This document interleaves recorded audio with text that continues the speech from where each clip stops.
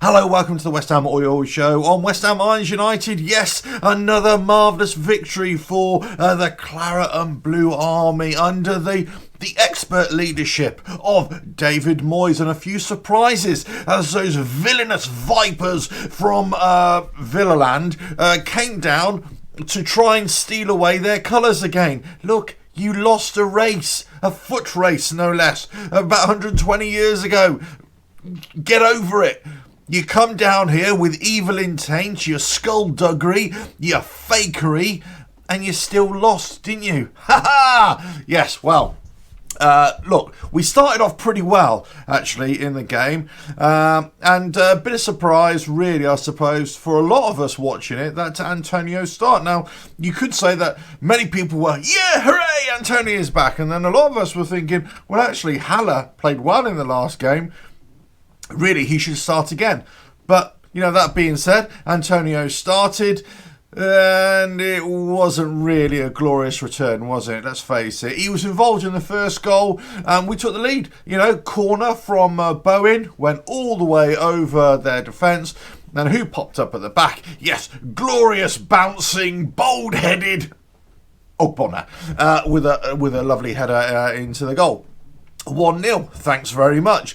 But then we kind of rose to the peak of Everest, and then we slowly just came tumbling down the mountain as Villa took a bit of a foothold.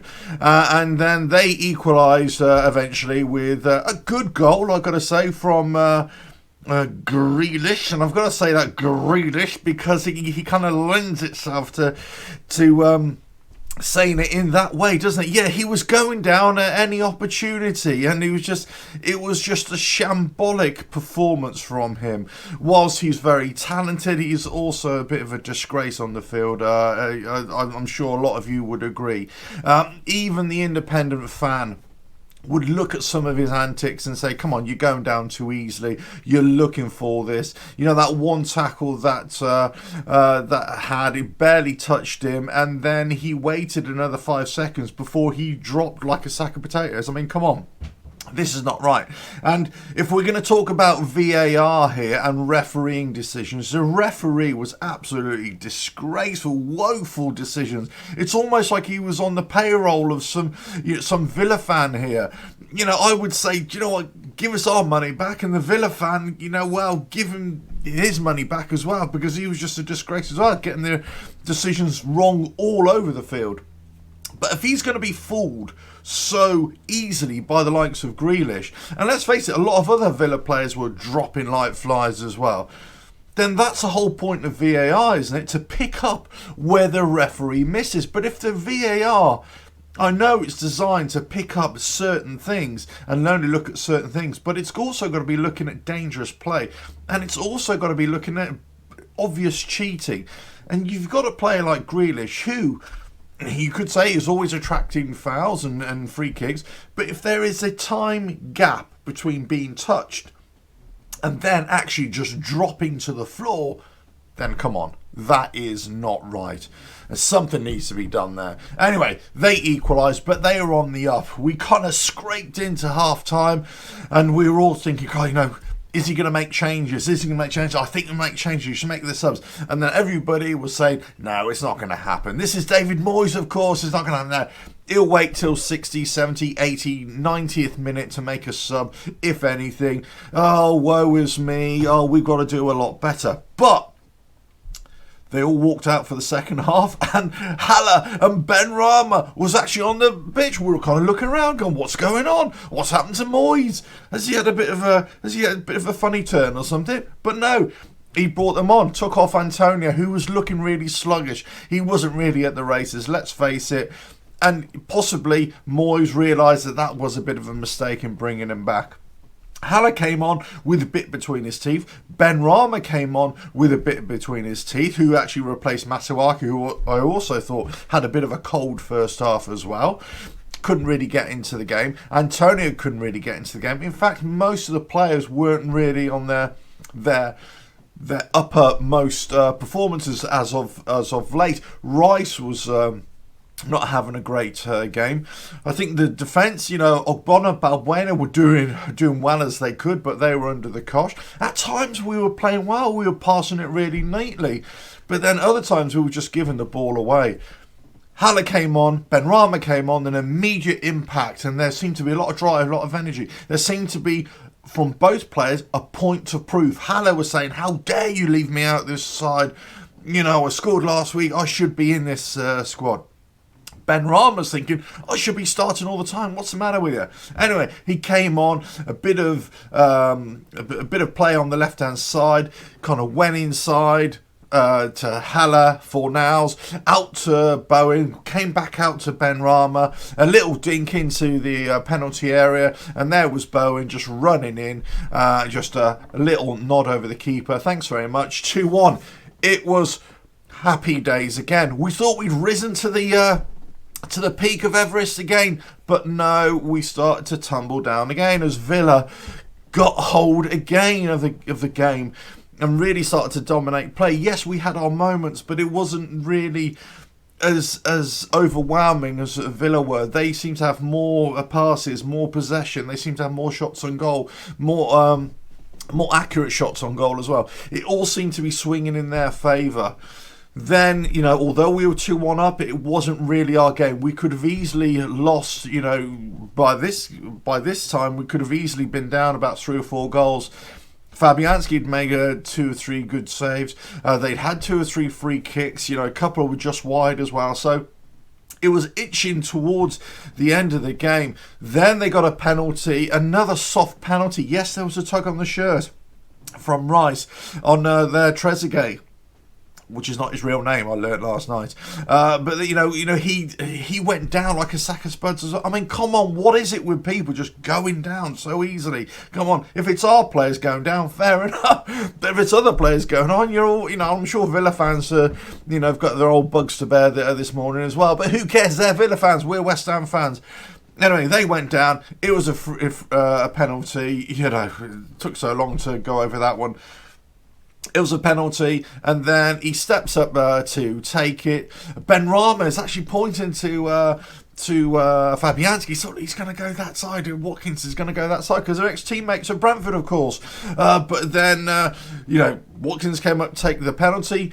Fabianski died in the opposite direction to where he was told to go. So I'm sure they're going to have a few little chats about that during the training session, Benrahma and Fabianski. Anyway, Watkins took a lashing shot. You can see from his body position as he was swerving round to the left to start to address the ball. I thought that's going to go to the right-hand side. Anyway, he did, but he just skied it and hit the crossbar, and we're all going, yeah! And what a marvellous miss that was. For us, for them, it was, handbags at dawn and tears and, please save us from these horrible East Londoners. Anyway, so what can I say? It was a funny time. It was a great time, but a huge sigh of relief for us. Then but they were still on top. We tried to get back into the game. Nobes came on as well, and he was trying to shore up the midfield, shore up the defence, but we were back to the wall stuff for most of the time. They kept on peppering us, free kicks, balls into the box. And then eventually I could feel it building. And I was saying to the lads, come on, look, they got to do something. They're going to get something here. They're going to, and no sooner had I said it, the ball went out to their left, crossed in, and then Watkins, scored. A great finish, but he was marginally offside. Then the goal was given, but then it was looked at by VAR. Now, even with the naked eye, you could see that seems to be offside. Yeah, that seems to be offside. And then in VAR, they seem to be taking ages to kind of measure up their angles and trigonometry and, I don't know, whatever. And all this, they got the rulers out, the protractors out and everything like that, and it just seemed to take ages. So, hold on. That was clear distance there between his head being forward of our last defender.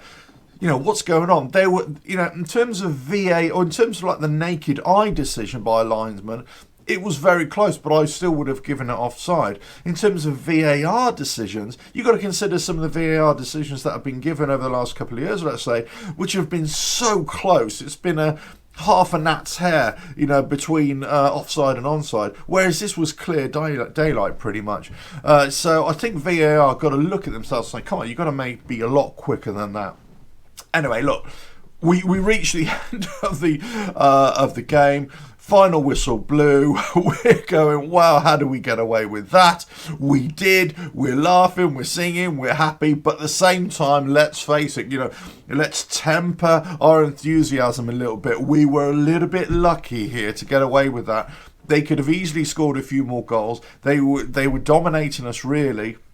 Apart from our 2 goals, you know, they were playing better. Now, that being said, we still won. We came away, and I will happily take this. I was saying during the game, we're winning ugly, we're playing ugly, and I will take that every day of the week. After the last 4 years of misery, of us playing rubbish or playing well and still not getting a result, this is happy days for West Ham. I'm sure you agree. At the end of the day, it's the result that's the most important, and not the performance. But we've got to do something about performance, because it's just a matter of time before we get really found out. Got a few tough games. Well, they're all tough games, of course they are, in the Premier League. But look, we are 5th. We entertain Man United. Maybe some of us can go to that. Who knows? And then if we beat Man United, we're in 3rd, I think. I think we're in 3rd. Wouldn't that be amazing? But anyway, look, what a great game of football to miss last night. I think, you know, if you missed it, I don't think you missed a great West Ham performance, but you missed a great result. That's what I would say. And it was a great game to watch, just for the result, just for us, you know, sticking at it, defending for our lives a lot of the time. Good to see Haller come on and Benrahma come on. For me, those 2 definitely need to start the next game. Haller ahead of Antonio, Benrahma ahead of Masuaku. They need to start, and if they can start, then I think we've got a really good opportunity. Keep Noble on the bench, bring him on if we're struggling as well. But I think we've got a good team there to take it to Man United. And hopefully we can, they can come down to ours and go away with their tails between their legs all the way back up there, which would be marvellous. But that's exactly what happened to Villa. Those villainous vilifiers of viperous intent. Yes, those ones who would come down and try and steal a victory, steal our colours, and pull the wool over the referee's eyes, who seem to be in their back pocket as well. Who knows? I have no idea. That's allegedly. I have to say that allegedly. I have no idea. It was a terrible refereeing performance. But let us know what you think of VAR. Let us know what you think of the referee. Let us know what you think of Grealish and all the other Villa players. Let us know what you think of the performance. Was it good? Was it bad? Was it ugly? Let us know in the comments below. Don't forget to subscribe, like and share, and check out the website ironsunited.wordpress.com. Right, and I'll catch you again. But another great result for West Ham. We're 5th in the league. We're doing well. 17 points, I think it is. Well, up the Hammers, up David Moyes, who's still doing a fine job, I think. Let us know what you think of his role last night. He surprised me. He really surprised me with those substitutions. So fair play, Dave. You're doing well there. You're actually listening to the fan base. You're actually you're listening to what is clear for everybody to see when things are not going right. And it clearly wasn't going right from where you made the substitutions at half time. Immediate impact. But really, the performance, we were kind of outplayed. So we've got to look at that for future games. But catch you on the next video. The next oi, hopefully, after the Man United game. Catch you again. Ta-da.